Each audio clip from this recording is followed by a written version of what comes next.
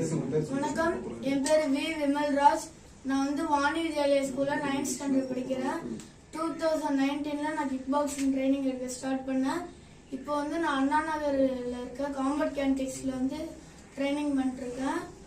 நான் வந்து first match வந்து மொய்தாய் போட்டேன். மொய்தாயில சில்வர் மெடல் எடுத்தேன். அதுக்கப்புறம் தமிழ்நாடு லெவலில் என்னை கூப்பிட்டாங்க. ஸ்டேட் லெவல் மேட்ச்ல திருச்சியில் நடந்தது. அதில் நான் கோல்டு மெடல் அடித்தேன். அதுக்கப்புறம் ராஜஸ்தானில் நேஷனல்ஸ் மேட்ச் நடந்தது. அதில் வந்து நான் வந்து சில்வர் மெடல் எடுத்தேன். அதுக்கப்புறம் கேரளாவில் வந்து ஒரு நேஷனல்ஸ் நடந்தது. அதுலேயே நான் சில்வர் மெடல் எடுத்தேன்.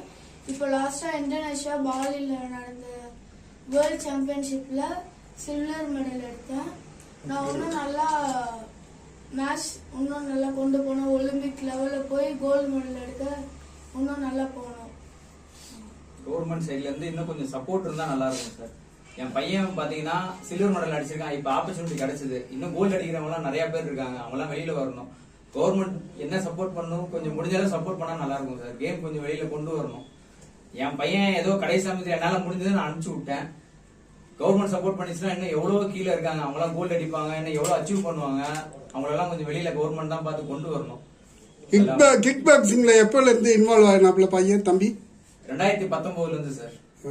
இவன் வந்து 9 வயசுலயே போயிட்டான் சார். 9 வயசு முடியறப்பே போய் ஜாயின் பண்ண ஆரம்பிச்சான் சார். இப்ப லாஸ்டா 3.5 இயர்ஸா ட்ரைனிங் எடுத்துட்டு இருக்கான். இப்பதான் கொஞ்சம் பயம் போய் இவனா வந்திருக்கான். வெளியில வந்து நடுவுல வந்து இப்போ மேட்ச் போக மாட்டேன்னு சொல்லிட்டு இருந்தான்.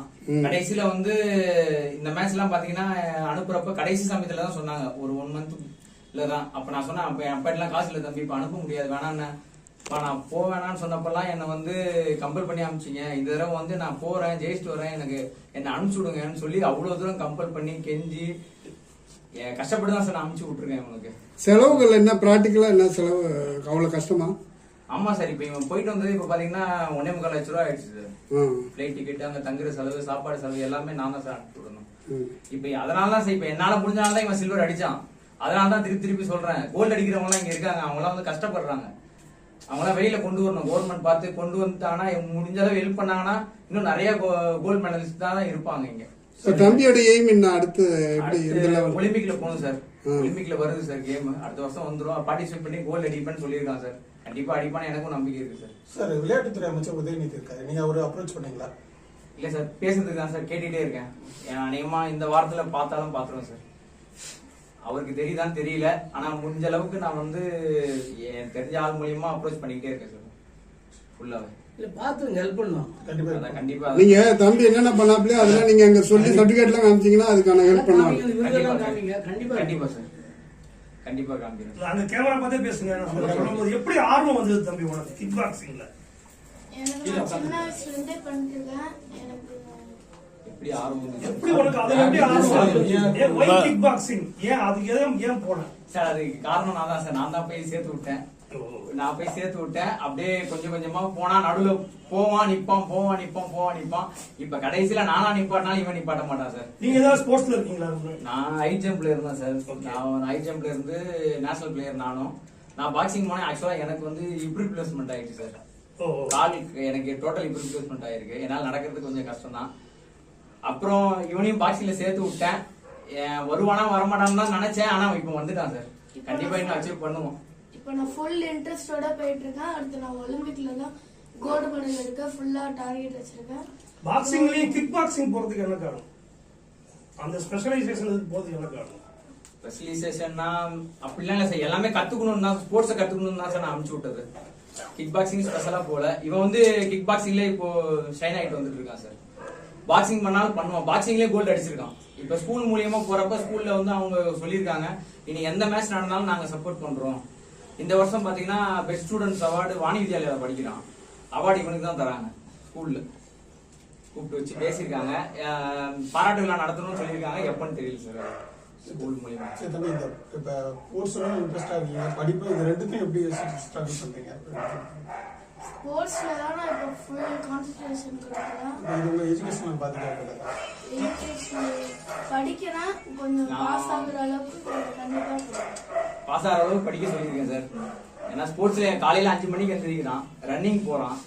ரன்னிங் போயிட்டு வந்தானா 8 மணிக்கு ஸ்கூலுக்கு போகணும். ஸ்கூலுக்கு போயிட்டு வந்தோடனே பாத்தீங்கன்னா திருப்பி ஈவினிங் டியூஷன் போகணும். ஈவினிங் டியூஷன் போனோடனே இப்ப திருப்பி 6:30 கிளாஸ் இருக்கு. 6:30 போனானா வீட்டுக்கு வரதுக்கு 9:30 தான் வருவான். அப்புறம் அவனுக்கு சுத்தமா டைமே கிடையாது. நைட்டு ஒரு 8 மணி நேரம் இவன் பண்ற வேலைக்கு தூங்கினாதான் இவனால எதுவும், அதனால ஜஸ்ட் பாஸ் மட்டும் எடு, அடுத்ததுல பாத்துக்கலாம்னு சொல்லி. ஸ்கூல்ல அவங்க ஸ்கூல்ல என்கரேஜ் பண்றாங்களா அவருக்கு?